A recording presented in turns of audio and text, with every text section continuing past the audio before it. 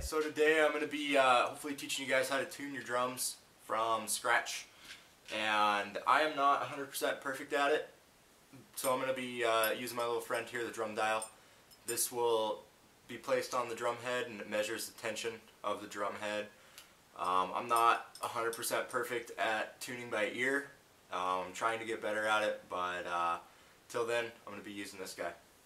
So I just got some brand new heads. These are the Evin EC2s, and I really like them.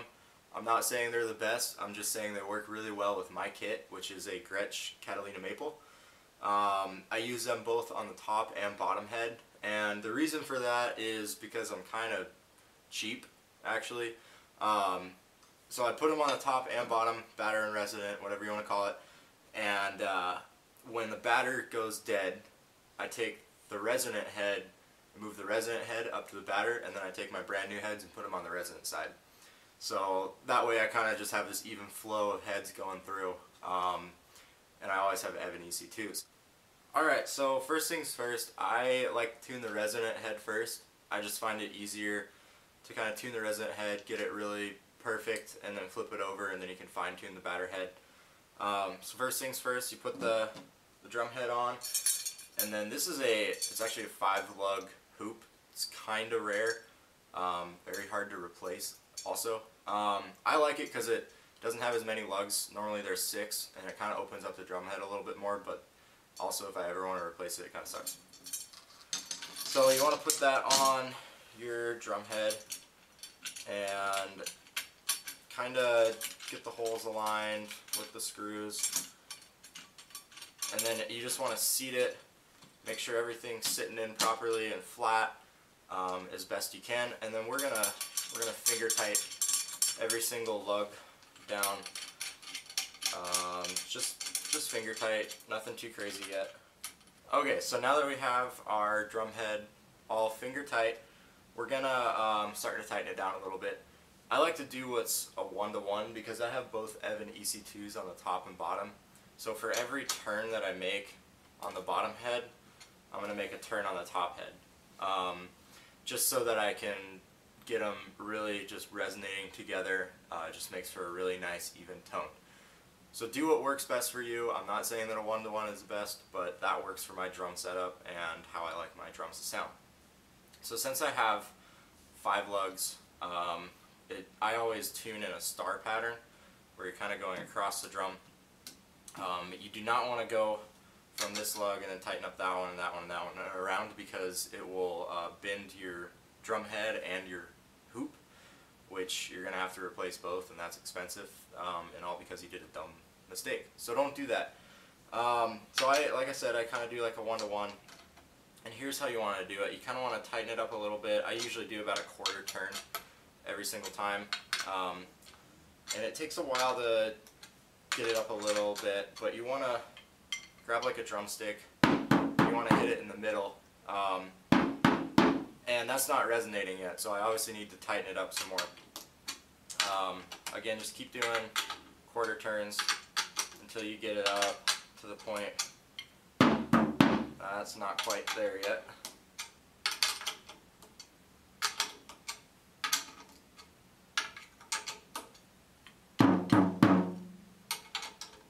So now you can hear that this is kind of starting to resonate there a little bit. I'm starting to get some tone in the drum. I still want to come up just a little bit more. So I'm not going to quite do a quarter turn, maybe an 1/8 of a turn here. Now that's starting to get a really good tone. So I'm going to stop right now with tuning it up, and I'm going to actually tune it back down a step.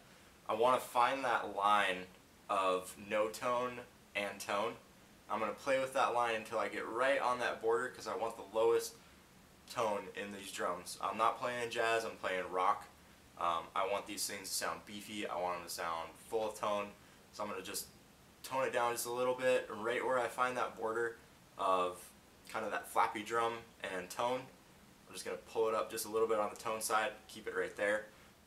Okay, so I have gone through and tuned this drum, played with that borderline between tone and no tone, where it's kind of flappy sounding. And this is what I got. Again, that's going through the camera mic, so it might sound like crap. I'm not really sure. But it'll sound better once I get the top one on. So now I'm going to switch over and use my little friend, the drum dial. Again, I'm not perfect at tuning drums, and this will help me out with that. So what we're going to do, there's actually a spot for the rim.